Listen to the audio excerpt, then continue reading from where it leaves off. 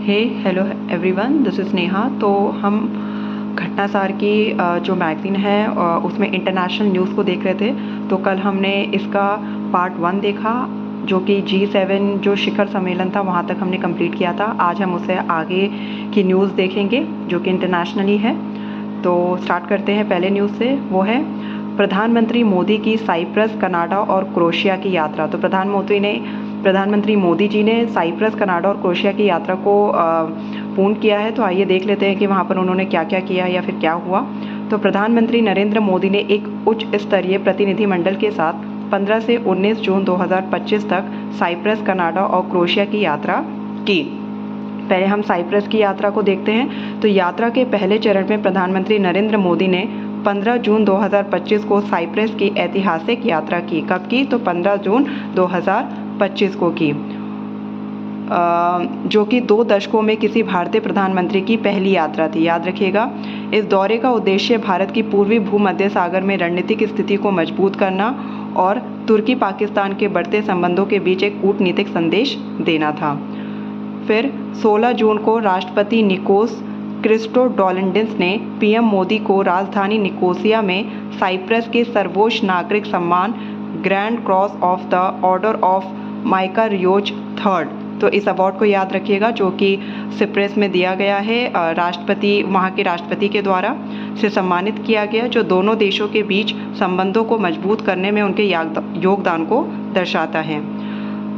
आगे बात करें तो दोनों नेताओं के बीच विस्तृत द्विपक्षीय वार्ता के बाद साइबर सुरक्षा सहयोग, ग्रीन हाइड्रोजन और स्वच्छ ऊर्जा, आयुष एवं योग, कौशल विकास, आपदा प्रबंधन तथा न्यायिक सहयोग पर महत्वपूर्ण समझौते हुए। आगे देखेंगे और क्या क्या हुआ भारत और साइप्रस के बीच में। भारत और साइप्रस ने हाल ही में यूपीआई सेवाओं को शुरू करने के लिए एक समझौता किया। एनपीसीआई और यूरो बैंक सिप्रस के बीच इसको लेकर MOU जो है वो साइन हुआ। तो साइप्रस की यात्रा में इतना ही। आगे बढ़ते हुए दूसरी कौन सी यात्रा की? तो क्रोएशिया की यात्रा जो है वो नरेंद्र मोदी ने की। श्री नरेंद्र मोदी क्रोएशिया की यात्रा करने वाले प्रथम भारतीय प्रधानमंत्री हैं।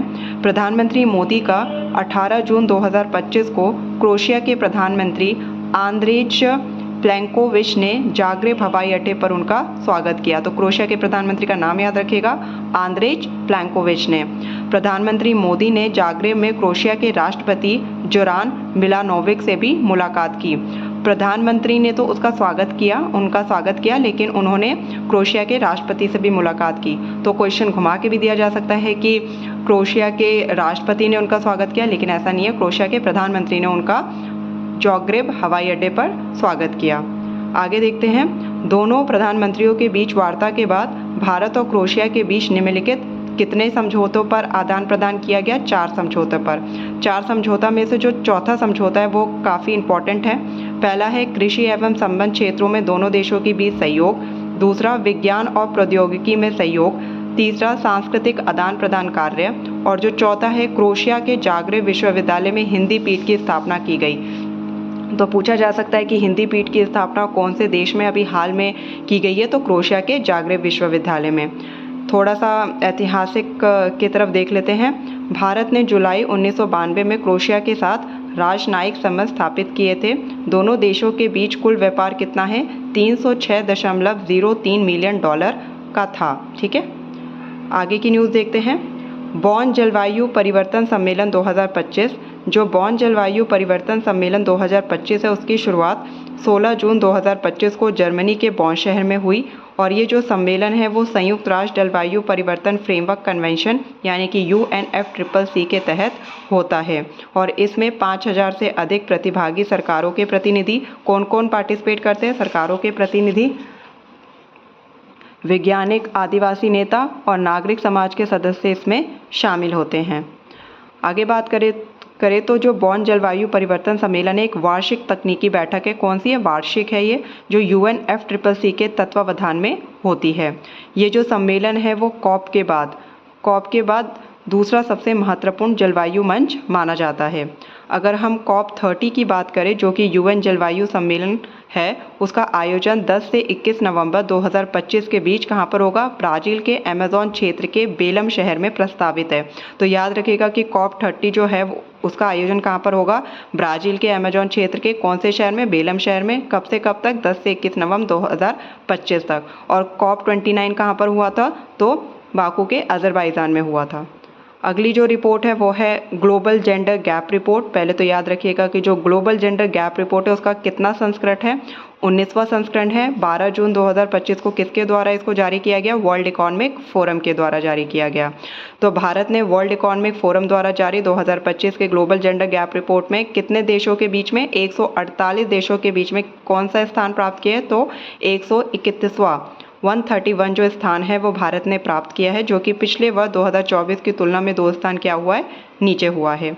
अगर हम भारत का समग्र जेंडर पैरिटी स्कोर देखें तो वो कितना है? 64.1% जो है वो भारत का जेंडर पैरिटी स्कोर है, जो कि ये दर्शाता है कि जो लैंगिक समानता की दिशा में प्रगति अभी क्या है? धीमी है। और आगे देख लेते हैं इस रिपोर्ट में क्या दे रखा है। रिपोर्ट में कहा गया है कि जो वैश्विक लैंगिक अंतर जो है वो 68.8% तक कम हुआ है, जो कि कोविड के बाद से सबसे बड़ी प्रगति है। वर्तमान गति से पूर्ण लैंगिक समानता प्राप्त करने में कितने वर्ष लगेंगे? तो 123 वर्ष लगेंगे। ये रिपोर्ट कह रही है कि अगर पूरी तरह से लैंगिक समानता प्राप्त करना है तो कितने वर्ष लग जाएंगे? 123 वर्ष लग जाएंगे। आगे देखते हैं। ये जो रिपोर्ट है लैंगिक समानता, इसमें कितने आयाम जोड़े जाते हैं? तो 4 प्रमुख आयाम होते हैं। पहला आर्थिक भागीदारी और अवसर, दूसरा शैक्षिक उपलब्धि, तीसरा स्वास्थ्य और अस्तित्व, चौथा राजनीतिक सशक्तिकरण में लैंगिक अंतर को मापती है। इसमें प्रत्येक आयाम को कितने स्केल पर मापा जाता है? तो 0 से 1 के पैमाने पर मापा जाता है, जिसमें जो 1 है उसका मतलब होता है पूर्व लैंगिक समानता की ओर अग्रणी है, और 0 का मतलब होता है पूर्ण असमानता को दर्शाता है। अगर हम ग्लोबल जेंडर गैप रिपोर्ट में शीर्ष प्रदर्शन करने वाले देशों की बात करें तो हमें तो 5 याद करना है। पहले पे कौन है? आइसलैंड है, दूसरे पर फिनलैंड है, तीसरे पर नॉर्वे है, चौथे पर यूनाइटेड किंगडम है और 5वें पर न्यूजीलैंड है। अगर हम निम्नतम देश वालों की बात करें तो वो है 148 पे अपना पाकिस्तान है, 147 पे सूडान और 146 पे चाड है। और भारत का तो हमें पता है कौन सी रैंक है? 131 है। और 2024 में कितनी थी? 129 थी। और भारत का जेंडर पैरिटी स्कोर कितना है? 64.1% है, जो कि दक्षिण एशिया में कितना है? 5वां स्थान है। उप सूचकों में अगर बात करें तो भारत ने आर्थिक भागीदारी और अवसर में 0.9% अंक की वृद्धि के साथ 40.7% स्कोर के साथ प्रगति दिखाई है। आर्थिक भागीदारी में प्रगति दिखाई है, जिसमें आय समानता में 28.6% से बढ़कर 29.9% तक सुधार हुआ है। जो श्रम बल भागीदारी है वो 45.9% पर स्थिर रही, और जो भारत के लिए अब तक की क्या है? उच्चतम दर है। अगर हम शैक्षिक उपलब्धि की बात करें तो 97.1% के उच्च स्तर पर है, जो कि साक्षरता और उच्च शिक्षा में नामांकन में वृद्धि के कारण संभव हुआ है। हालांकि जो राजनीतिक सशक्तिकरण उप सूचकांक का स्कोर है वो 0.6% तक गिरा है, जो कि 2023 से भी नीचे है। ये इंपॉर्टेंट है। संसद में महिला सांसदों की संख्या जो है वो घटी है। पहले 14.7% थी, जो कि 13.8% हो गई है। और मंत्री पदों पर भी महिलाओं की जो हिस्सेदारी है वो घटी है। पहले 6.5 थी, अब 5.6% हो गई है। अगर हम दक्षिण एशिया क्षेत्र की तुलना करें तो भारत से आगे कौन कौन है? बांग्लादेश, भूटान, नेपाल, श्रीलंका। बांग्लादेश की रैंकिंग क्या है? 24 है। भारत का पड़ोसी देश चीन इस रैंकिंग में 103 स्थान पर है, जो भारत से बेहतर स्थिति को क्या करता है? प्रदर्शित करता है। तो हमें क्या क्या याद करना है? ग्लोबल जेंडर गैप रिपोर्ट निकालता कौन है? World economic forum. कौन सा संस्करण है? 19वां संस्करण है। भारत की क्या रैंक है? 131 है, पिछले के मुकाबले 2 स्थान नीचे आई है। जेंडर पैरिटी स्कोर क्या है? 64.1% है। शीर्ष 5 देश कौन से हैं? Iceland, Finland, Norway, United Kingdom, New Zealand. और लास्ट में कौन है? Pakistan, Sudan, Chad, Iran. और क्या चीज़ याद रखनी है कि दक्षिण एशिया क्षेत्र की तुलना में बात करें तो बांग्लादेश बेहतर स्थिति में, भूटान बेहतर स्थिति में है, नेपाल बेहतर स्थिति में है, श्रीलंका बेहतर स्थिति में, और भारत 131 में है। और जो चीन है पड़ोसी देश, वो भी भारत से बेहतर स्थिति में 103 रैंक पर। ठीक है, तो ग्लोबल जेंडर गैप रिपोर्ट में इन सब चीज़ों को याद रखिएगा। अगली जो न्यूज़ है वो है निकारागुआ मत्स्य पालन सब्सिडी समझौते को स्वीकार करने वाला 101 देश बन गया है। तो निकारागुआ ने 2 जून 2025 को विश्व व्यापार संगठन WTO के मत्स्य पालन सब्सिडी समझौते। तो ये किसके पहल है? मत्स्य पालन सब्सिडी समझौता WTO की है, जो कि एक औपचारिक रूप से स्वीकार कर लिया है। किसने? निकारागुआ ने इस समझौते को औपचारिक रूप से स्वीकार कर लिया है, जिससे वो इस ऐतिहासिक संधि को अपनाने वाला कौन सा देश बन गया है? 101वां देश बन गया है। ये जो कदम है वो विश्व स्तर पर हानिकारक मछली पकड़ने की प्रथाओं को रोकने और समुद्री जैव विविधता बहाल करने की दिशा में एक महत्वपूर्ण प्रगति है। आगे देखते हैं। जो निकारागुआ की औपचारिक स्वीकृति के साथ WTO के मत्स्य पालन सब्सिडी समझौते को अब तक 101 देशों की मंजूरी जो है वो मिल चुकी है, जबकि 111 देशों की स्वीकृति के बाद इसे प्रभावित किया जाएगा। मतलब 111 जब सदस्य हो जाएंगे जब इसे एक्शन में लाया जाएगा। अभी 101 है, ठीक है। ये जो समझौता है ये जून, जो ये मत्स्य पालन सब्सिडी समझौता है, ये जून 2022 में जिनेवा में हुए 12वें WTO मंत्री स्तरीय सम्मेलन में अपनाया गया था। और ये जो समझौता है ऐसी सब्सिडी का निषेध करता है जो कि अवैध है, अपंजीकृत है और अनियंत्रित मछली पकड़ने में दी जाती है तथा अतिशोषित मछली भंडार से संबंधित होती है। आगे देख लेते हैं। यूनेस्को द्वारा 16 नए वैश्विक भू पार्कों की घोषणा। तो यूनेस्को ने 17 अप्रैल 2025 को अपने वैश्विक जियो पार्क नेटवर्क में 16 नए वैश्विक जियो पार्क्स को शामिल करने की घोषणा की है, जिससे कि अब विश्व भर में ऐसे जियो पार्क्स की कुल संख्या 50 देशों में 229 हो गई है। हालांकि भारत में से किसी को अब इसमें सम्मिलित नहीं किया गया, फिर भी देख लेते हैं, शायद मैचिंग में पूछ लें। तो पहले ये देखते हैं। जो यूनेस्को वैश्विक जियो पार्क्स की सूची है उसमें 11 देश में फैले 16 नए स्थलों को ग्लोबल जियो पार्क्स नेटवर्क में जोड़ा गया है। भारत का अब तक का कोई भी स्थल यूनेस्को वैश्विक जियो पार्क में शामिल नहीं है। जैसा कि मैंने बताया, भारत में किसी को भी शामिल नहीं किया गया। तो पहले देखते हैं एशिया में जियो पार्क्स। जो कानबुला यूनेस्को ग्लोबल जियो पार्क है वो किसका है? चीन का है। कानबुला, चीन। यूनयांग यूनेस्को ग्लोबल जियो पार्क, चीन। यूनयांग से नाम याद रखिएगा, चीन। माउंट पेक्टू यूनेस्को ग्लोबल, उत्तर कोरिया। केबुमेन यूनेस्को ग्लोबल जियो park, Indonesia. Meratus UNESCO global जियो पार्क, इंडोनेशिया। अगर हम दक्षिण कोरिया की बात करें तो डन योंग यूनेस्को है। फिर दोबारा से दक्षिण कोरिया की बात करें तो ग्योंग बुक डोंगे आन यूनेस्को ग्लोबल जियो पार्क है। थोड़ी सी मुश्किल होगी याद करने में, पर टेक्स्ट से याद रखिएगा। यूरोप में इटली में जैसे कि मूर्जियो पार्क यूनेस्को है।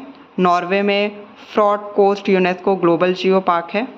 और स्पेन में हमारा कोस्टा कर्बेबाडा यूनेस्को ग्लोबल जियो पार्क है। यूके में एरन यूनेस्को ग्लोबल जियो पार्क है। अगर हम मध्य पूर्व और लैटिन अमेरिका में जियो पार्क की बात करें तो सऊदी अरेबिया में नॉर्थ रियाद है। सऊदी अरब में सल्मा यूनेस्को ग्लोबल जियो पार्क है। वियतनाम में लॉन्ग सोन है। इक्वाडोर में नापो सुमाको है।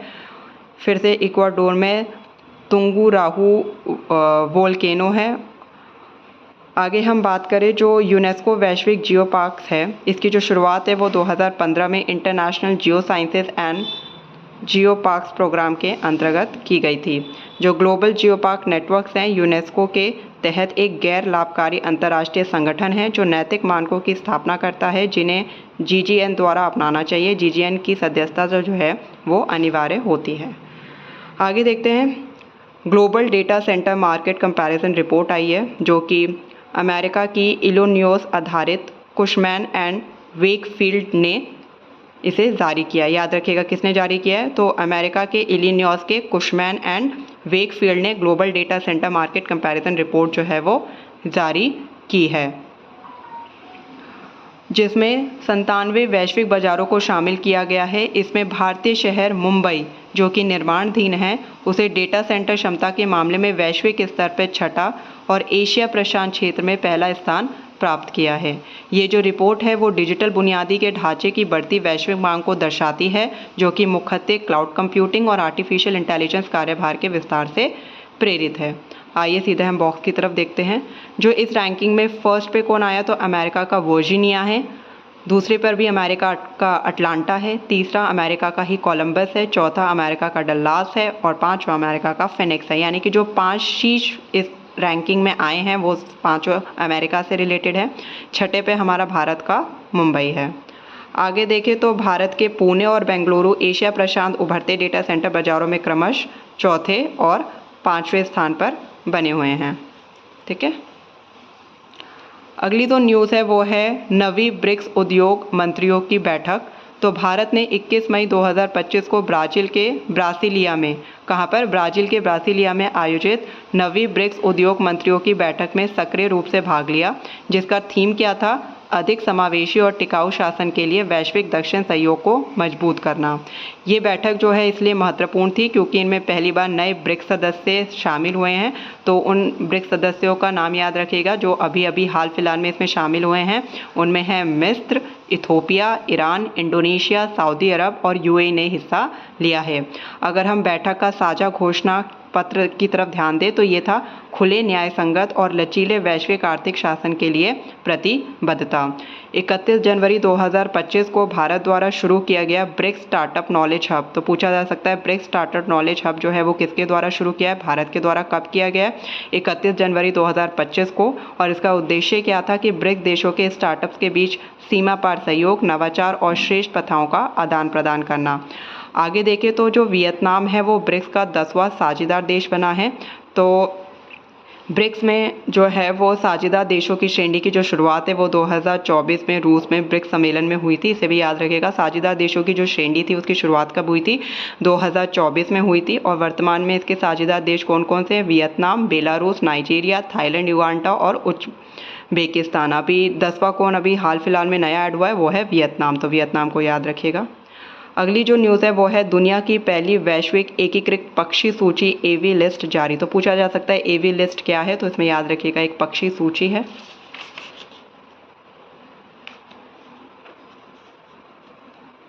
एवी लिस्ट में 11,131 प्रजातियां, 19,889 उप प्रजातियां और 2,376 वंश, 252 कुल और 46 गण शामिल हैं। इसको याद करना इंपॉर्टेंट नहीं है, बस ये याद रखिएगा कि एवी लिस्ट क्या है। तो एक पक्षी से रिलेटेड लिस्ट है, उसे याद रखिएगा। आइए इसे देख लेते हैं। वैश्विक कार्बन मूल्य निर्धारण में तेजी, विश्व बैंक। तो विश्व बैंक की एक रिपोर्ट आई है जिसका नाम है state and the trends of the carbon pricing 2025। इसके अनुसार ये बताया गया है कि दुनिया के अधिकांश देश अब जो कार्बन मूल्य निर्धारण तंत्र यानी कि कार्बन प्राइसिंग इंस्ट्रूमेंट्स हैं उनको अपना रहे हैं। ठीक है, तो रिपोर्ट में जो है वो 3 प्रकार के कार्बन मूल्य निर्धारण तंत्रों का उल्लेख किया है। वो कौन कौन से हैं, पहला है इमिशन ट्रेडिंग सिस्टम। इसमें सरकार जो है उत्सर्जन की एक सीमा तय करती है। कंपनियां निर्धारित सीमा से कम उत्सर्जन कर यदि अतिरिक्त क्रेडिट बचाती है तो वे इसे अन्य कंपनियों को बेच सकती है। दूसरा है कार्बन टैक्स। इसमें कार्बन उत्सर्जन या जीवाश्म ईंधनों की कार्बन मात्रा पर प्रत्यक्ष कर लगाया जा सकता है। तीसरा है कार्बन क्रेडिट रेटिंग यानी कि क्रेडिटिंग मैकेनिज्म।